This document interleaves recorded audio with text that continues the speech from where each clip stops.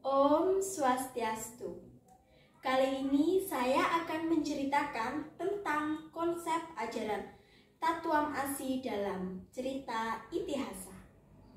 Sebelumnya, perlu kita ketahui bahwa Tatuam Asi mengajarkan kita tentang jiwa kesusilaan. Tatuam Asi juga merupakan dasar susila agama Hindu.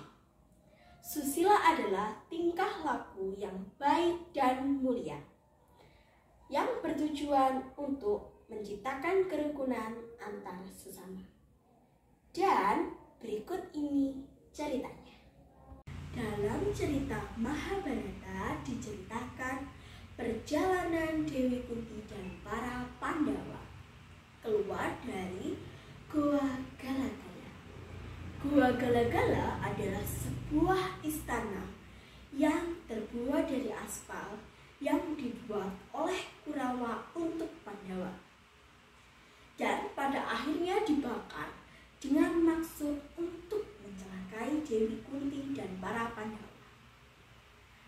Berkat bantuan dari Arya Widura yang menyuruh para pekerja untuk membuat sebuah terowongan, akhirnya Dewi Kunti dan para Pandawa bisa selamat.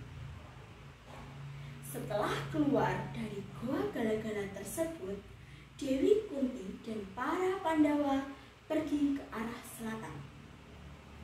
Mereka sampai di hutan yang sangat lebat. Mereka beristirahat di bawah pohon beringin. Karena kelelahan, mereka semua langsung tertidur, kecuali Bima. Di pohon randu yang sangat besar, tinggallah dua orang raksasa, kakak beradik yang bernama Hidimba dan Hidimbi.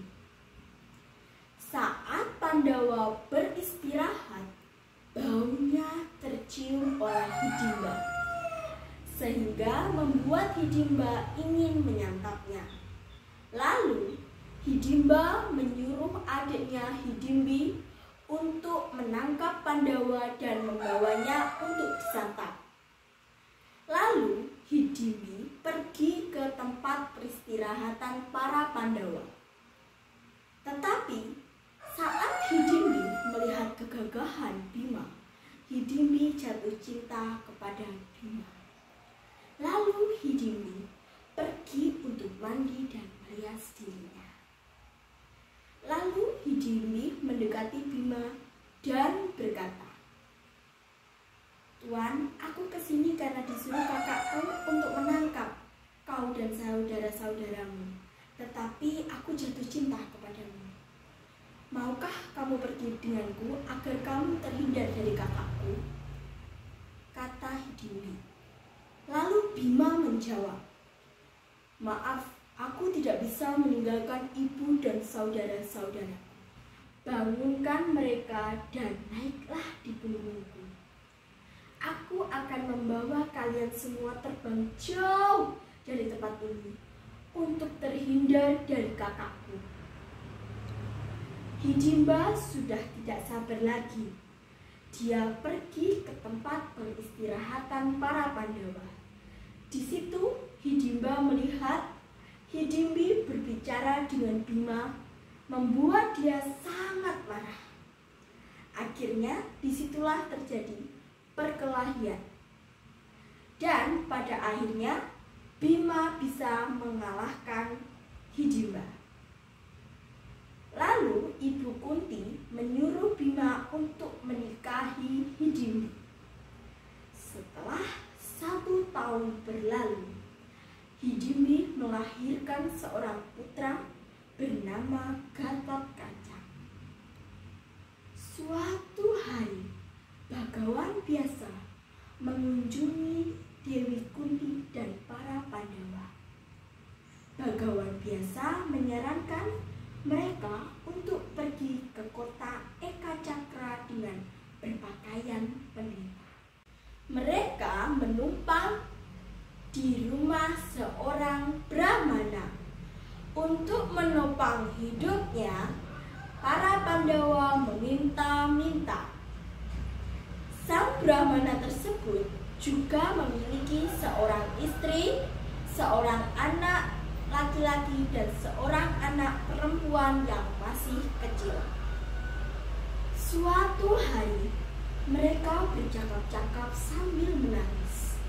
Melihat itu, Dewi Kunti bertanya, "Kenapa kalian bersedih? Ada apa ini?" Lalu sang Brahmana menjawab, "Ada raksasa yang bernama Baka yang tinggal di goa di tepi sungai Yamuna. Dia berjanji tidak akan mengganggu penduduk desa, tapi dengan satu syarat.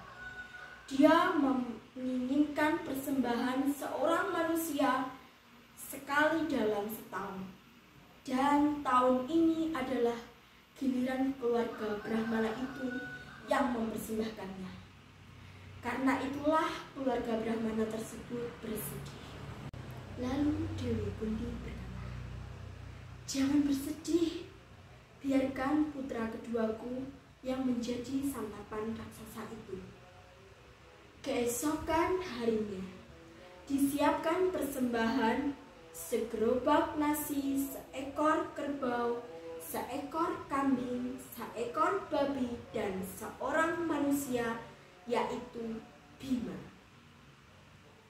Lalu ketika raksasa Baka datang dan melihat Bima menyantap semua persembahan yang mau dipersembahkan untuk raksasa tersebut, raksasa Baka menjadi sangat marah kepada Bima dan menendangnya. Saat itulah terjadi perkelahian. Dan pada akhirnya Bima bisa mengalahkan raksasa Baka tersebut. Dan penduduk desa semua sangat berbahagia dan sudah tidak ketakutan lagi. Sekian cerita dari saya akhiri. Om Swastiastu.